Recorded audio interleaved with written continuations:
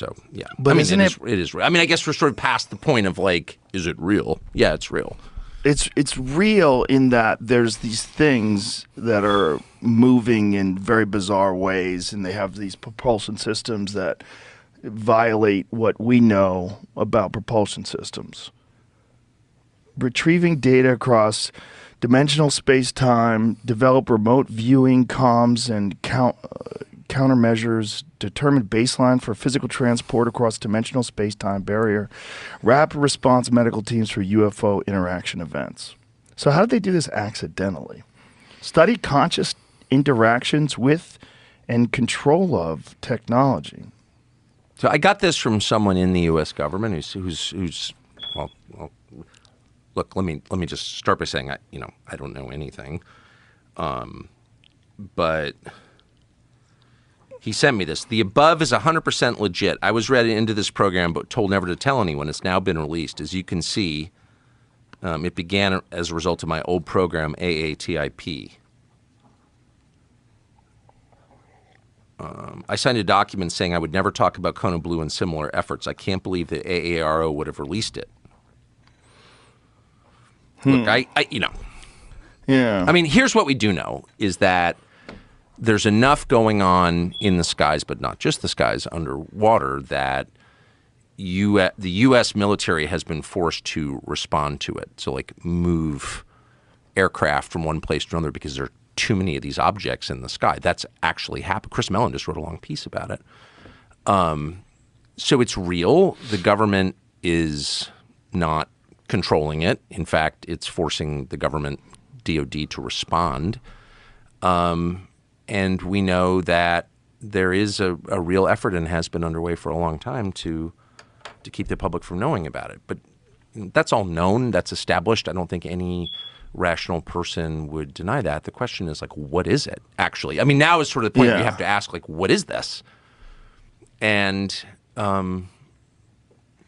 so that's how much of it do you think is ours? Well, none of it's ours. None of it. Well, I don't know. I mean, clearly, the U.S. government is huge. It's the largest human organization. There are, I think there are 2 million federal employees and another 10 million federal contractors, so who are effectively government employees but don't have civil service protection, for example. So that's 12 million people in a country of 340 million working for the federal government. So it's kind of hard to overstate how big the federal government is and how well funded. And so to say the government this, the government that, no, of course, it's people within the government. But yeah, they're working on all kinds of things, obviously, that are classified. But in general, no, they can't control these objects. So no, it's not American technology. Well, or Russian or Chinese. It predates, all of that. Well, some of it does, right? Like, for sure, the Kenneth Arnold sightings, that was really early on. That was like the early 1950s.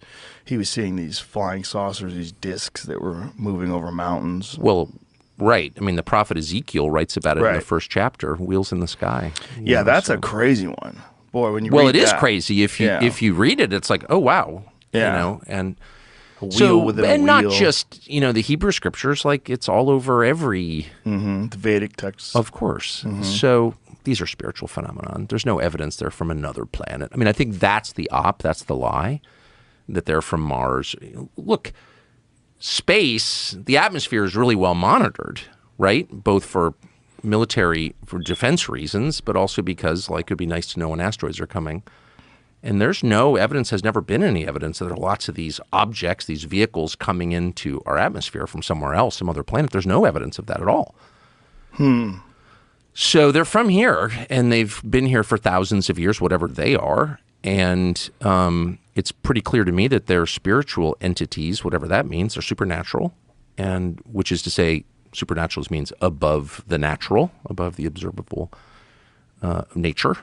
And they don't behave according to the laws of science as measured by people, and they've been here for a long time.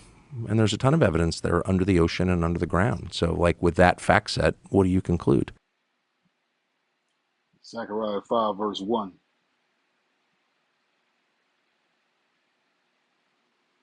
Then I turned and lifted up my eyes and looked, and behold, a flying roll.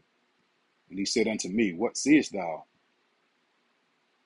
And I answered, I see a flying roll. The length thereof is 20 cubits, and the breadth thereof is 10 cubits. Then said he unto me, This is the curse that goeth forth over the face of the whole earth. For every one that stealeth shall be cut off, as on this side according to it, and every one that sweareth shall be cut off, as on that side according to it. And I will bring it forth, said the Lord of hosts, and it shall enter into the house of the thief, and into the house of him that sweareth falsely by my name, and it shall remain in the midst of his house, and shall consume it with the timber thereof, and the stones thereof. Esau is finished. Salawam.